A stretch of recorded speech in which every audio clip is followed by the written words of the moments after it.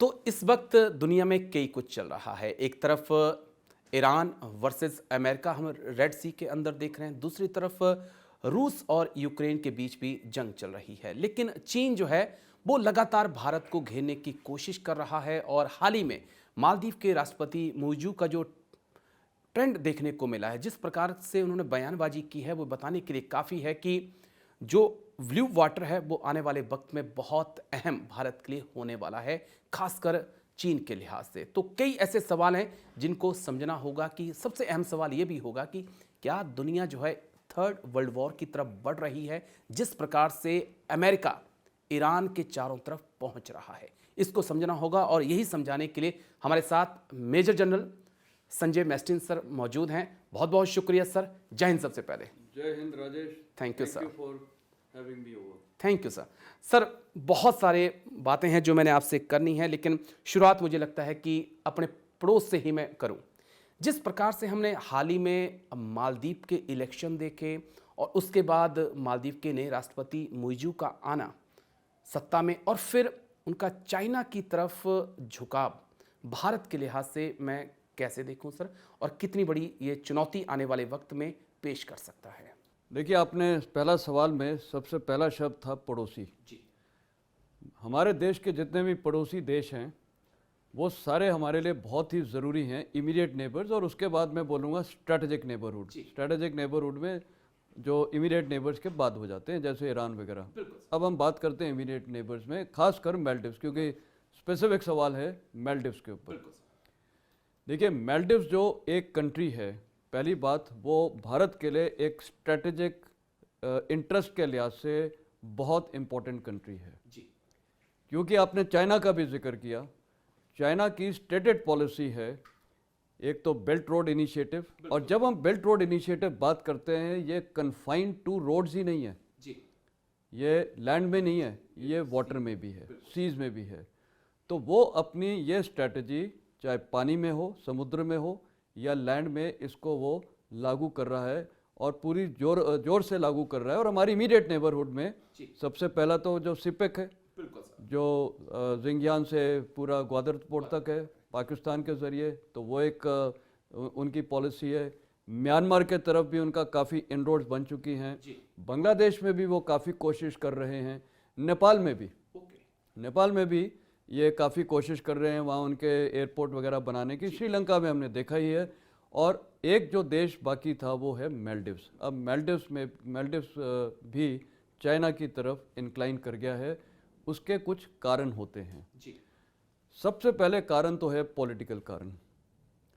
ये हमें जानना पड़ेगा कि मालदीव्स की जनता ने जब ये इलेक्शंस हुए हैं तो मुइज़ी को क्यों चुना है, क्या कारण है जो उसको चुना है।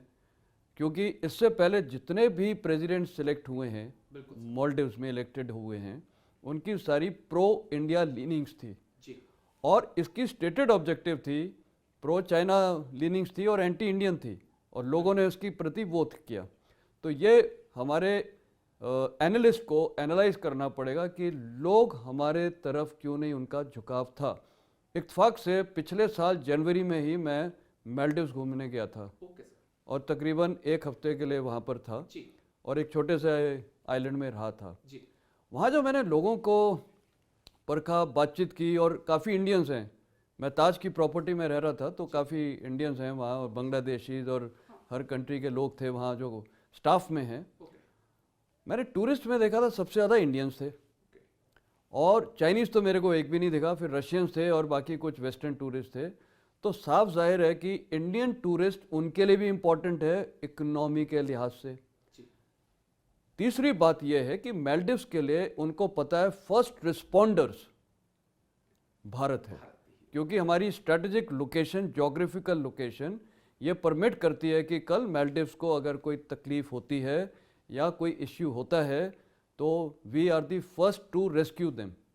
चाहे एक आप देखिए इकोनॉमिक कंडीशन में हो जाए, और अभी मेरे ख्याल प्राइम मिनिस्टर मोदी ने ये बजट में भी, इस वाले में भी कुछ फंड्स मालदीव के लिए रखा हुआ है, तो इसके कारण है। और मालदीव्स को ये भी पता है कि कल सुनामी जैसा इंसिडेंट हो जाए तो सबसे पहले रिस्पॉन्डर्स हम होंगे। हमारी तो इंडियन ओशन में शिप्स बैठी हुई हैं। अब चाइना का क्या इंटरेस्ट है? चाइना की आपने बोला स्ट्रिंग ऑफ पर्ल्स पॉलिसी है, उसका यही इरादा है। और यहाँ तक तो मैं बोलूँगा उसने बीआरआई में ये रेड सी तक एक बेस बना रखा है जिबूती में, तो वो तो फैल रहा है और उसकी स्ट्रेटजी अमेरिका के खिलाफ है और इंडिया के खिलाफ तो है ही, क्योंकि उसके लिए सबसे बड़ा कंपटीशन इस पूरे क्षेत्र में है इंडिया। और अमेरिका को भी ये पता है, तो इसलिए अमेरिका इंडिया के साथ स्ट्रेटेजिक पार्टनरशिप करना चाहता है कि we are a counter balance oblique counter weight to China. ठीक है सर, वो अपनी स्ट्रेटेजी वो ये अपनी कर। एक सवाल और भी है सर, लेकिन क्योंकि चाइना पे हम बात करें तो एक इशू और भी है सर। 20 बार से ज़्यादा कोर कमांडर की मीटिंग हो चुकी है गलवान के बाद। 28 बार दोनों देशों के राजनयिक भी आपस में मिल चुके हैं, लेकिन अभी भी अ, विवाद सुलझा नहीं है। डेप्सांग डेमचौक की बात करें, वो अभी भी बरकरार है। और अभी जो हाल ही में वीडियो भी वायरल हुआ जहाँ पे हमारे चरवाहों को रोका गया, ये क्या संकेत दे रहा है? चीन विवाद सुलझाना नहीं चाहता है या फिर कुछ और मंशा है इस वक्त बीजिंग में बैठी सरकार की? देखिए, चीन के बॉर्डर तकरीबन 14 कंट्रीज़ के साथ हैं, सबके साथ रिजॉल्व हैं। सिर्फ हिंदुस्तान के साथ, भारत के साथ और भूटान के साथ। और भूटान को भी वो काफ़ी प्रेशराइज कर रहा है वो बॉर्डर्स को रिजॉल्व करने में, जिसमें भूटान की काफ़ी टेरिटरी चाइना लेना चाहता है। जब मैं अपनी ब्रिगेड नथुला में कमांड कर रहा था डोकलम प्लेटो में, तब मेरे को पता है कि चाइनीज़ का पूरा इरादा हो रहा था कि भूटान के वहाँ पर MK रिज है, उसको मसांग चुंदू रिज बोलते हैं, उस तरफ वो काफ़ी कंस्ट्रक्शन कर रहा था उनकी टेरिटरी में। भूटान छोटा सा देश है, क्या कर सकता है, तो उसकी स्ट्रेटजी बहुत क्लियर है। तो ये प्रेशर उन पे लगा रहा है और आपने इसके बारे में भी बताया, नेपाल के बारे में, और हर जगह ये कर रहा है। तो जो चाइना की अभी ये गलवान ये जो टॉक्स चल रही हैं, क्यों रिजॉल्व नहीं हो रहा है, इसका मुद्दा क्या है? अनरिजॉल्व बॉर्डर रखना चाइना के हित में है। जब बॉर्डर अनरिजॉल्व रहेंगे तो फ्रिक्शन पॉइंट्स रहेंगे, तो eight their time and choosing वो किसी भी जगह पे एक फ्रिक्शन क्रिएट करके, जैसे गलवान में हुआ था, वैसा वो कर सकता है कि ये बॉर्डर इश्यू को एक अलाइव रखना इस द्वारा। तो इसीलिए कुछ फ्रिक्शन पॉइंट्स हैं, और खासकर जो अभी ये कोर कमांडर टॉक्स हो गई, इतनी सारी टॉक्स हो चुकी हैं, लेकिन कंटेंशियस इशू देपसांग और डेमचौक है। कई इश्यूज में रिजॉल्व हुआ है। और एक्चुअली मैं इसी डिवीज़न में, जो पूरा डिवीज़न वहाँ देखती थी उस समय 2005-06 में, मैं कर्नल जीएस था। तो कर्नल जीएस आपको पता है सारा ऑपरेशंस देखते हैं। तो ये जो हमारे भी ट्रेडिशनल पेट्रोल जाते थे, देखिए एक सबसे पहले सबको ये समझना ज़रूरी है कि चाइना के साथ पूरे LAC में, और मैं जब मिलिट्री ऑपरेशंस डायरेक्टरेट में भी था एज अ ब्रिगेडियर, मैं चाइना देखता था। तो चाइना के साथ हमारे एरियाज ऑफ डिस्प्यूट और डिफरेंसेस हैं। अगर आम जनता समझे एरियाज ऑफ डिस्प्यूट डिफरेंसेस का मतलब यह है, जैसे नॉर्थ बैंक का मैं उदाहरण देता हूँ। नॉर्थ बैंक में जो पेंगोंगसू का नॉर्थ बैंक है, उसमें फिंगर 8 तक हम क्लेम करते आए हैं ट्रेडिशनली, और चाइना बोलता है कि वो फिंगर 4 तक उसकी टेरिटरी है। ओके, अब जब ये एरिया डिस्प्यूटेड है तो इसको हम एरियाज ऑफ डिस्प्यूट या डिफरेंस बोलते हैं। ट्रेडिशनली यहाँ क्या होता रहा है कई सालों से कि हमारी पेट्रोल फिंगर 8 तक जाती थी और चाइनीज़ की पेट्रोल फिंगर 4 तक आती थी, और जाके दोनों पेट्रोल्स अमूमन तौर पे कुछ चीज़ें छोड़ के चली जाएगी कि भाई इंडिया पेट्रोल आई थी, वो बोले चाइनीज़ पेट्रोल है। पर कभी कभी होता है कि दोनों पेट्रोल आमने सामने आ जाती थी, जिसको हम फेस ऑफ बोलते हैं। फेस ऑफ में हमारे भी लोग बैनर्स लेके खड़े होते हैं, उनके भी कि हमारी टेरिटरी। तो ये mutually accepted areas of dispute और डिफरेंसेस हैं, दे आर म्यूचुअली एक्सेप्टेड। अब ये क्यों नहीं रिजॉल्व हो रहे, वो चाइना कैन आंसर, बिकॉज हम तो चाहते हैं कि ये रिजॉल्व हो। तो ये नहीं, उनको ये जो रिजॉल्व कर रहे हैं ये एक फ्रिक्शन रखना वो चाहते हैं, जिससे कभी भी ये बॉर्डर इश्यू को फ्लेयर अप कर सकते हैं। तो इंडिया के नदर्न बॉर्डर्स में कभी भी प्रेशर पॉइंट कर सकते हैं अगर हम इंडो पैसिफिक की तरफ या क्वाड की तरफ ज़्यादा झुकाव करें।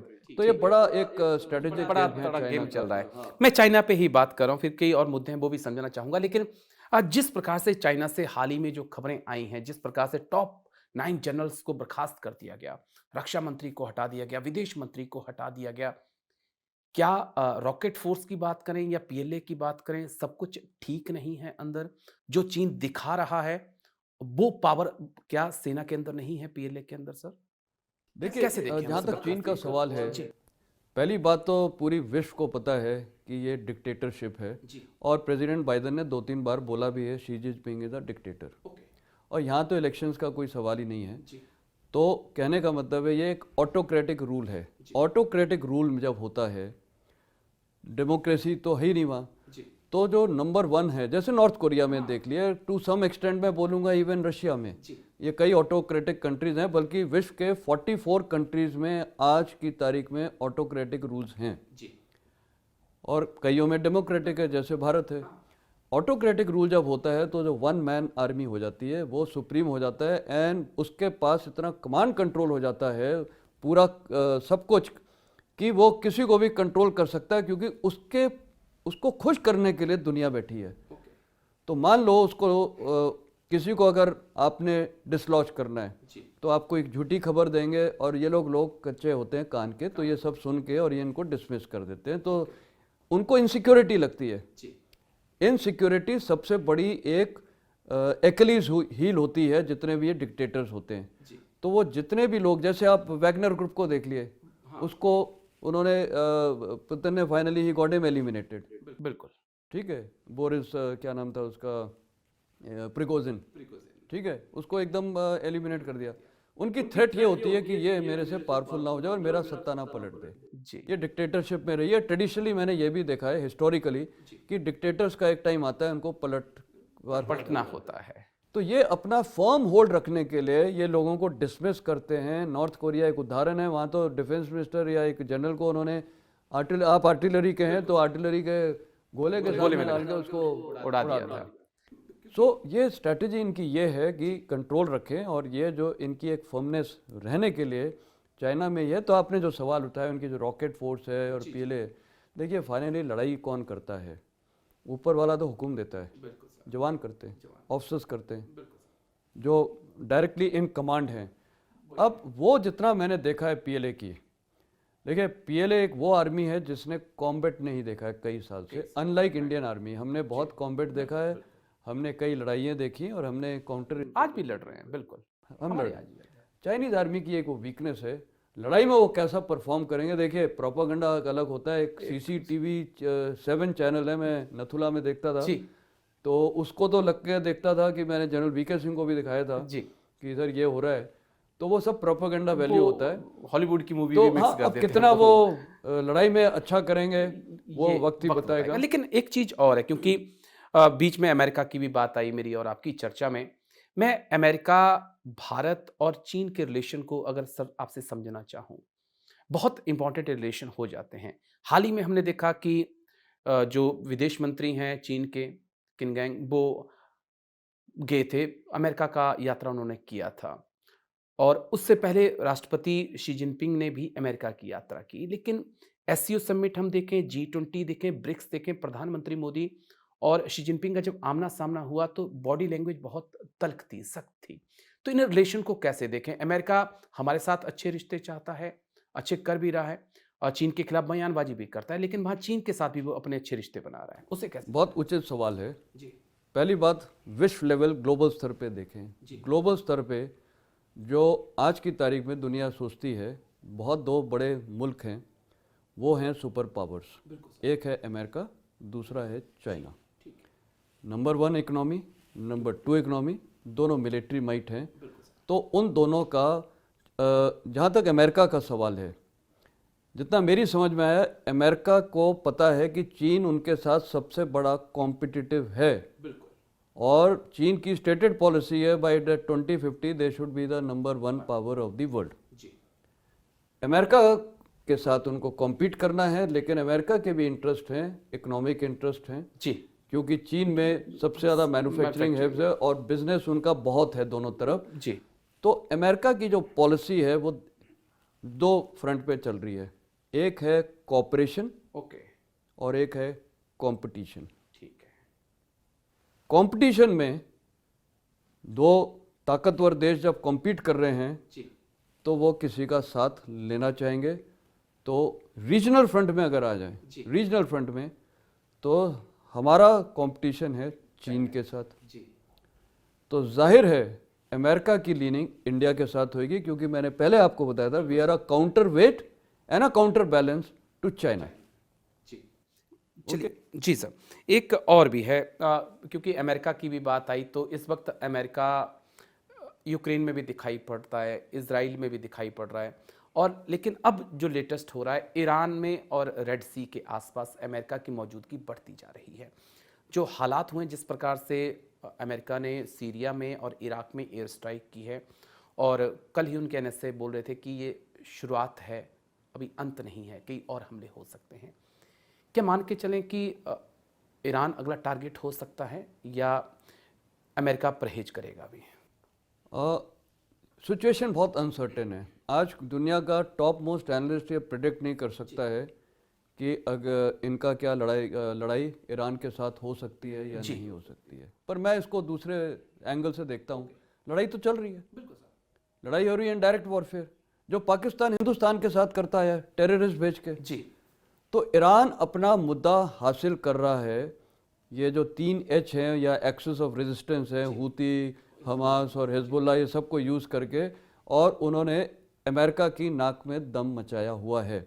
अमेरिका के इतने लार्ज फोर्सेस कमिट हो गए हैं, मिलिट्रली कमिट हो चुके हैं, उनका अटेंशन यूक्रेन से अभी रेड सी में आ गया है या मिडल ईस्ट में आ गया है। तो अमेरिका तो अभी स्टकअप हो गया। और सबसे अच्छी सिचुएशन ये किसके लिए आज की तारीख में? रशिया के लिए, चाइना के लिए। ओके, तो ये आप देखिए बड़ा इंटरेस्टिंग एक डायनेमिक चल रही है। तो ये क्या युद्ध हो सकता है? देखिए पॉसिबिलिटी तो सब कुछ है, लेकिन एज ऑन डेट जितने अभी हालात चल रहे हैं, ब्लिंकन की अभी विजिट चल रही है, देखिए अमेरिका भी चाहता है और ईरान भी चाहता है एस्केलेशन ना हो। ओके, लेकिन हो सकता है कि कोई मिसकैलकुलेशन किसी भी तरफ से हो गया। मान लिए कल हुतीज ने अमेरिकन शिप पे, अभी तो रॉकेट्स और ये ड्रोन अटैक कर रहे हैं, कल एक सी माइन लगा दिया जी, और सी माइन वो शिप को ब्लास्ट कर देती है। जी, तो फिर अमेरिकन पब्लिक और अमेरिकन प्रेसिडेंट पे इतना प्रेशर आएगा कि फिर हो सकता है कि ईरान पे डायरेक्ट हमला करें। क्योंकि देखिए सोर्स कहाँ है? सोर्स तो ईरान है। तो या तो आप सोर्स को खत्म करो या उनके टेंटिकल्स को खत्म करो। अब ये बड़ी एक कैलकुलेटेड स्ट्रेटजी है जो अमेरिका को लेनी पड़ेगी। मैं 2-3 चीज़ें और बड़ी इंटरेस्टिंग इसी में समझना चाहूँगा आपसे कि ऐसी भी खबरें हैं कि ईरान अपने न्यूक्लियर प्रोग्राम के बहुत नज़दीक है। अमेरिका कभी नहीं चाहेगा इजराइल के लिहाज से कि ईरान के पास न्यूक्लियर हथियार हों। अगर होते हैं तो वो इजराइल के लिए भी और अमेरिका के लिए एक बड़ा खतरा होगा। जिस प्रकार से अमेरिका ने रूस को यूक्रेन के जरिए वीक किया, क्या वो चाहेगा नहीं कि ईरान के, माफ़ करिए, चीन के एक अच्छे दोस्त ईरान को भी इस वक्त वीक किया जाए, ताकि फिर चुनौती सिर्फ चीन की उसके सामने बचे? क्या उस लिहाज से भी पेंटागन सोच रहा है? बिल्कुल, देखिए पॉसिबिलिटी है, क्योंकि अभी एक एक्सेस बन चुका है। अमेरिका, रशिया, चीन, ईरान और सीरिया और नॉर्थ कोरिया वगैरह, उनको हम एलिमिनेट कर देते हैं। ये 3 को हम मेन लेते हैं। अगर ये चल रहा है और जिस प्रकार देखिए ईरान और सऊदी अरेबिया के बीच में रिश्ते कौन ठीक कराने के लिए कोशिश कर रहा था? चाइना कर रहा था। तो चाइना का जो एम है वो हमें बहुत क्लियर है। अमेरिका का अब एम क्या है? क्योंकि जो आप अभी सवाल कर रहे थे, देखिए ये खासकर जो न्यूक्लियर वेपन्स हैं इनके, मेरे को लगता है, पता नहीं, जितना भी मैं वहाँ अफगानिस्तान में भी रहा था, आज की तारीख में हैरान हमें नहीं होना चाहिए, शायद ईरान के पास न्यूक्लियर वेपन्स हैं। हो सकता है, क्योंकि आप देखिए उन्होंने इतनी टनल्स बनाई हैं। जो आज ये हमास ने टनल्स बनाई है, इन्होंने आइडिया कहाँ से लिया है? ये नतांस टनल्स है, नतांस माउंटेन है वहाँ पर ईरान में, वो उन्होंने इतनी डेडली टनल्स बनाई है कि वहाँ न्यूक्लियर स्टॉक पाइल्स, न्यूक्लियर जितना वॉर मटेरियल है, फिजन फ्यूजल मटेरियल, सारा न्यूक्लियर फ्यूल, सब कुछ वहाँ डंप कर सकते हैं। तो मेरे को लगता है, देखिए ये जो एक स्ट्रैटेजी हुई है ना ये हमास की, ये भी ईरान की एक बड़ी सोची हुई रणनीति थी, to draw America into the war. Now America के सामने, मैंने बोला है किसको फायदा हुआ? रूस को और चाइना को।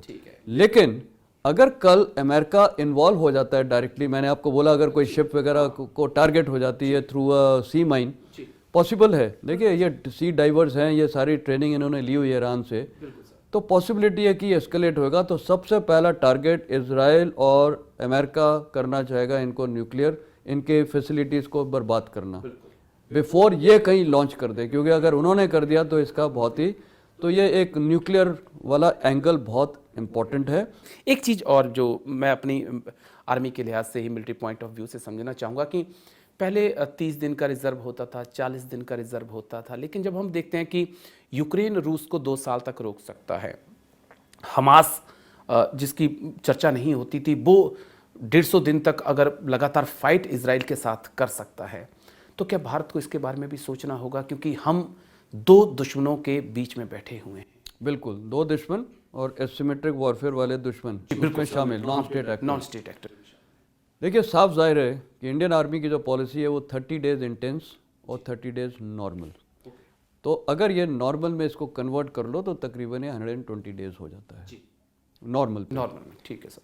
नॉर्मल मतलब छुटपुट लड़ाई चल रही है, इंटेंस होती है जैसे अभी ये गाजा में चल रही है, वो इंटेंस है।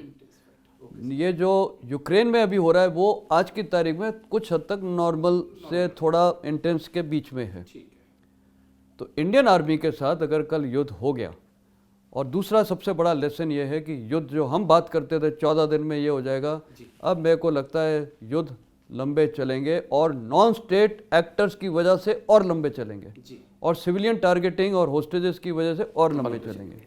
तो साफ जाहिर है कि इंडियन आर्मी को, मिनिस्ट्री ऑफ डिफेंस को हमारे जो रिजर्व्स हैं वो पॉलिसी चेंज करनी पड़ेगी। इसमें 2 इश्यूज हैं। अब हमें यह समझना चाहिए, देखिए एवरीथिंग कॉस्ट मनी। बिल्कुल सर। रिजर्व्स बढ़ाएंगे, स्टोरेज कैपेसिटी, हमें ऑर्डिनेंस डिपोज, लैंड चाहिए, उनकी सिक्योरिटी चाहिए, आदि आजकल के चीज़ें हैं जिनको एसी में रखना पड़ता है, मिसाइल्स वगैरह। बिल्कुल सर। और इनकी सबकी एक लाइफ साइकिल होती है।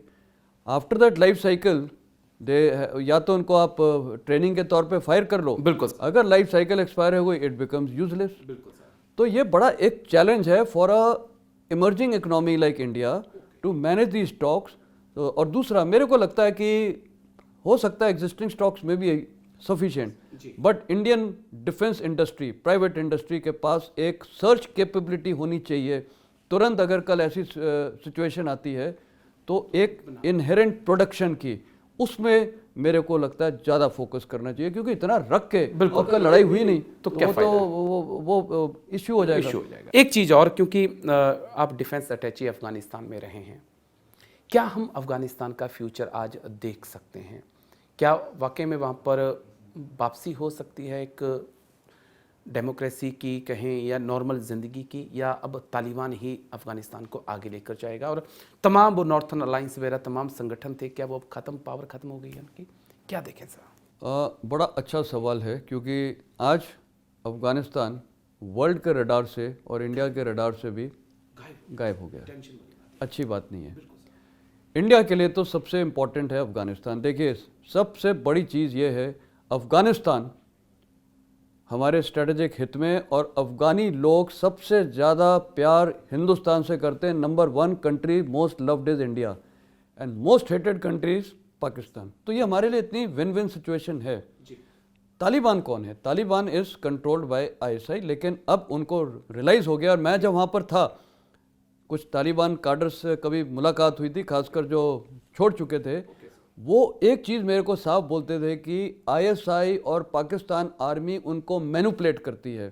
अब उनमें सेल्फ रियलाइजेशन आ गई थी, और इसीलिए तालिबान आज की तारीख में वो रियलाइजेशन से आके पाकिस्तान को भाव नहीं दे रहा है। बिल्कुल बिल्कुल। तो ये इंडिया के हित में है। लेकिन जो लीड हिंदुस्तान को लेनी चाहिए थी सर, क्या वो लीड अब चाइना लेता होने दिखाई पड़ रहा है?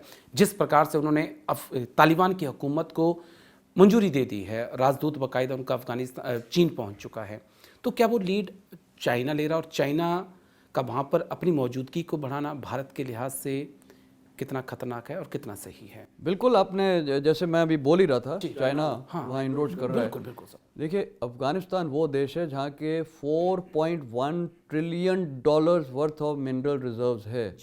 जिस दिन इस कंट्री में ये मिनरल रिजर्व्स इसको अगर वो एक्सट्रैक्ट करके एक्सप्लॉइट करने लगे तो अफगानिस्तान वो देश होगा कि दुबई से भी आगे हो सकता है, इतने वो हैं। और वहाँ हर चीज़ है, मतलब मैं बता रहा हूँ, गोल्ड से लेके ये गैस रिजर्व्स हैं और कोल रिजर्व्स हैं। इंडिया ने वहाँ पर हाजी का आयरन और माइंस में हमने बिड भी किया था। कॉपर है, सब कुछ है, इट इज़ वेरी रिच। और वहाँ की जो हवा है जी मतलब जिसको मैं बोलूँ, वहाँ की जो लैंड है ना, इट इज़ वेरी प्रोडक्टिव। वहाँ के जो फ्रूट्स हैं, ग्रेप्स हैं, अनार हैं, वे इतने बड़े बड़े मतलब ज़बरदस्त हैं। People are healthy and they like India.